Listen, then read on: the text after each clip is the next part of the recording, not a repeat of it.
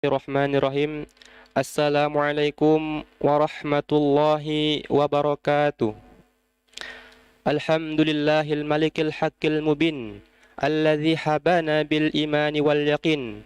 Allahumma salli ala sayyidina Muhammadin khatamil anbiya'i wal mursalin wa ala alihi at-tayyibin wa ashabil akhyari ajma'in wa man tabi'ahum bi ihsanin ila yaumiddin. أما بعد أيها المستمعون الكرام أولا هيا بنا نشكر الله عز وجل الذي قد أعطانا نعما كثيرة منها نعمة الإيمان والإسلام وكذلك نعمة الصحة والعافية حتى نستطيع أن نجتمع في هذا المكان المبارك صلاة وسلاما دائمين متلازمين على حبيبنا المصطفى Muhammad sallallahu alaihi wasallam sayyidul khalqi wal khuluq. Al-an fi hadhil munasabah sa'idah sa'ulki kalimatan au kalimataini anil maut. Para hadirin yang dirahmati Allah Subhanahu wa taala. Kita hidup di dunia ini diwajibkan oleh Allah untuk beribadah kepadanya hingga ajal menjemput.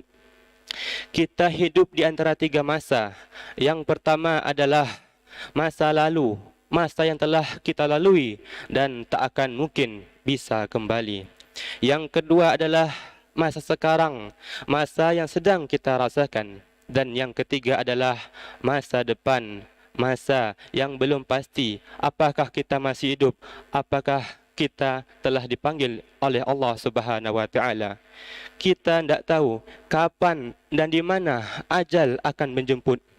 Allah berfirman, "Wala tadri nafsun bi ayyi ardin tamut." Dan tidak ada seorang pun yang tahu di bumi yang mana dia akan mati. Setiap kita pasti akan mati. Kullu nafsin dha'iqatul maut, tsumma ilaina turja'un.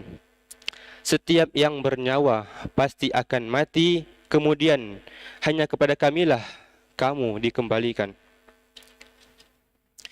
Mengenai kematian ini, Rasulullah telah memberikan penjelasan dan nasihat kepada kita agar kita menyiapkan diri sebelum datang kematian.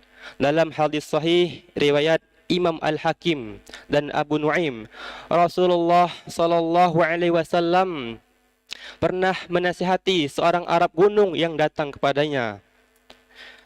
Nabi Muhammad sallallahu alaihi wasallam bersabda, "Iktanim khamsan qabla khamsin." Hendaklah engkau persiapkan 5 perkara sebelum datang 5 perkara yang lain. Yang pertama adalah hayataka qabla mautika. Kehidupanmu sebelum datang kematianmu. Hidup merupakan modal kita, tempat kita menanam buih-buih kebaikan sebelum datang kematian. Kemudian Rasulullah menyatakan, "Wasyababaka qabla haramika." Masa mudamu sebelum datang masa tuamu. Ketika seorang masih muda, dia masih memiliki tubuh yang kuat dan sehat, bisa melakukan ibadah-ibadah yang lebih berbeda dengan orang yang sudah tua. Kemudian Rasulullah menyatakan, wasihataka qabla maradika. Masa sehatmu sebelum datang masa sakitmu. Sehat merupakan nikmat yang besar, kekayaan yang melimpah, dan tidak ada seorang pun yang mampu menghitung nilainya kecuali orang-orang yang menderita sakit. Kemudian Rasulullah menyatakan, wa faraghuka qabla syughlika. Masa luangmu sebelum datang masa sempitmu. Kebanyakan manusia menggunakan waktu luangnya untuk hal-hal yang sia-sia sehingga dia merugi.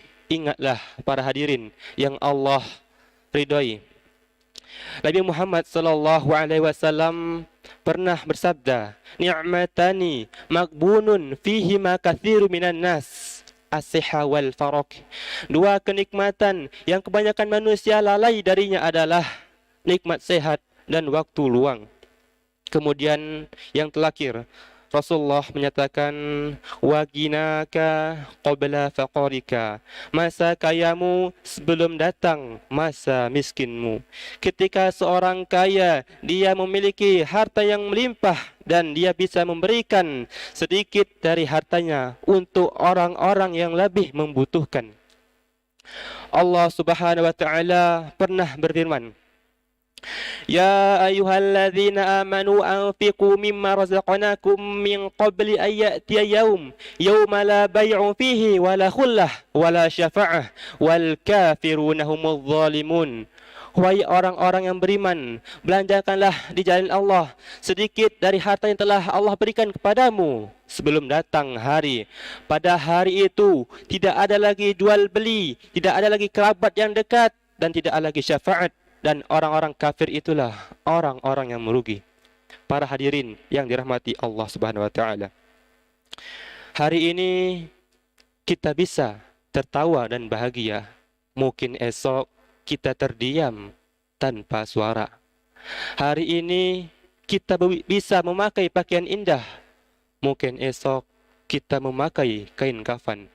Hari ini kita bisa berjalan di atas tanah. Mungkin esok kita terpujur di bawah tanah. Oleh karena itu, para hadirin yang dirahmati Allah Subhanahu wa taala, hendaklah kita persiapkan bekal kita sebelum datang kematian yang tiba-tiba. Sekian dari saya, lebih kurang saya mohon maaf pada Allah, saya mohon ampun. Subhanaka Allahumma wa bihamdika asyhadu an la ilaha illa anta astaghfiruka wa atubu ilaik. Assalamualaikum warahmatullahi wabarakatuh.